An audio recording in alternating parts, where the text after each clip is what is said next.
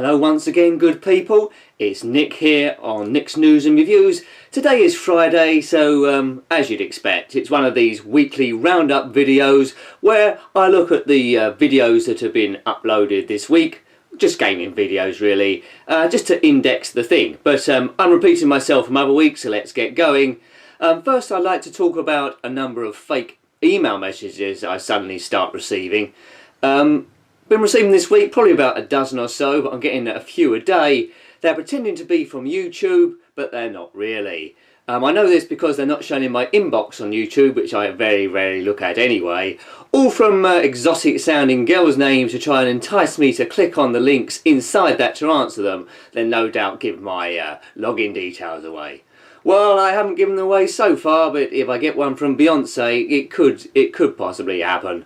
Cue getting an email from a fake Beyonce. But anyway, does anyone else get these fake emails? I've just been deleting them really. But there we go. Why do people bother? It's been firework night during the week, and I don't mind fireworks. I'm not a stickler in the mud. I like going out with a sparkler. As long as you don't drop it down your trousers or anything, it's quite good fun. But why do people hang on to after fireworks night and let them off at about 3 or 4 o'clock in the morning when you're trying to get to bed to go to work the next day? I've never understood that, but trust me, they'll be going on for weeks now. Probably people in your next door neighbour's garden, you ought to be out soon, they're still letting them off at 3 o'clock in the morning. Why? Never understand it. But let's go back to more important matters. The first game I uploaded this week, well, not in order really, we do these in date order as you know. 1984, start off with an absolute classic. It's called Underworld by Ultimate Play the Game. One of my favourite, if not favouriteest, if that indeed is a word, publishers on the ZX Spectrum. This was the sequel to the magnificent Saber Wolf I should say. And the one after this was Nightlaw, which is also fantastic. Underworld is a little tricky to control, sounds a little bit like Attic Attack, but there's over 500 screens where you must guide a Saberman to one of 3 exits, and depending on which one you get to, determines what game comes next. Either Nightlaw, Pentagram, which is a 3D game I haven't reviewed yet, which we'll come to, or a game that never got released called Maya Mare, I believe. So I don't know why that one wasn't released, probably, I don't know. If you know the answer to that, please comment below, I'd like to hear from you. Next game was a fighting game. I've already reviewed this on the Commodore Amiga, so I thought I might as well review it on the Spectrum. Called Dragon Ninja in 1988 by Imagine Software, or Imagine Software to speak more normal English. This is a fighting game, a 2D scroller. It's a little bit monochrome, an arcade conversion. Imagine try to capture the arcades. Don't do it very well, but there's a lot of moving characters online. The idea of the game is to go through I think 6 or 7 stages and rescue President Ronnie.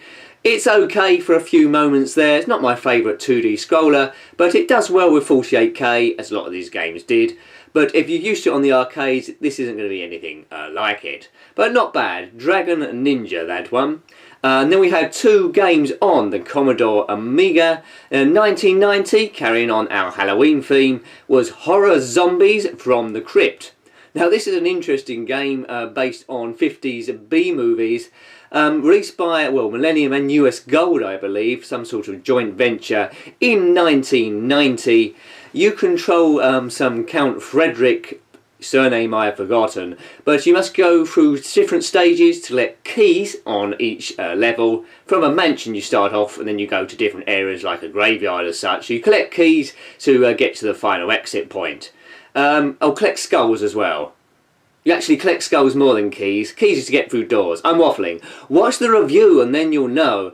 But all through this video, the music's playing from Prokofiev called Montagues and Capulets, or Dance of the Nights as it's sometimes called. The theme music nicked by The Apprentice for Alan Sugar. But there we go. It's not the best game in the world, but a bit of nostalgia to it. Does look like 50s. There's zombies walking around the place and a number of things that kill you. Headless waitress women. The normal stuff. So have a look at that one.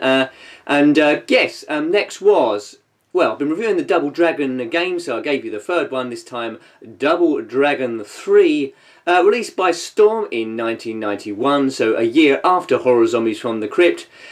How does it compare to the first 2 offerings, 1 and 2? Well, it's better graphically. I couldn't get it to play any music, so I'm not sure there is any. Maybe you know a key I should have been pressing. If so, comment below. It's better graphically, but still a little bit dull in my eyes. Better games are Streets of Rage, and I prefer Double Dragon 2 to this one, because although it's graphically inferior, it does sort of like leap out to you as an era. I use a cheat mode on this to get to a certain amount of the game, and it does rather glitch at the end, which is quite comical. So Billy Lee, well, I won't ruin it for you. Have a look at that one. It's not a very long video, around about 10 or 11 minutes, but you get the gist of the game. And then I've reviewed, well, the very first of Pinball arcade games, which I should be coming to in following weeks, mixed up with Zen Pinball 2 tables, which I've already started. Halloweeny theme again. It was a Monster Bash by Farsight, based on a real-life table by Williams, recreated really well. A lot of fun, this one. In the game you must collect, I think it's 6 band members back together again by doing various tasks. There's the Wolfman, Bride of Frankenstein, Frankenstein's monster, Dracula, the Mummy, and I'm sure I've missed one out there which you can fill in the gap. But there's 6 members. The Wolfman, did I mention him? Maybe. You collect those 6, oh, Creatures from the Black Lagoon, that was it. So you collect those 6 together, and then you end up in the Monster Bash, the final finale, where there's music and Mega Million points going all over the shop. So it's been a pretty mixed week this week, a number of systems, carrying on the Halloween theme, getting a bit scary there. There was a number of other ones I could have brought you, but we went for these, along with Cauldron of last week, of course, 1 and 2 on the Spectrum. So I hope you've liked watching the channel. Please continue to watch. Gradually try and increase the tech. I recently bought one desk lamp, which hopefully, not using it now because I've got to put it together, but hopefully I should have a light in that direction, that direction there, so it lights up my face a bit so it's not so brown. That's the aim really. Got to experiment with that a bit, but got it too soon to experiment it for this video. So thanks for watching again. Please remember to rate, comment and subscribe if you haven't already. Enjoying all your comments, so thanks for doing that. I do answer all of them. And till next time then, thank you and goodbye. Goodbye.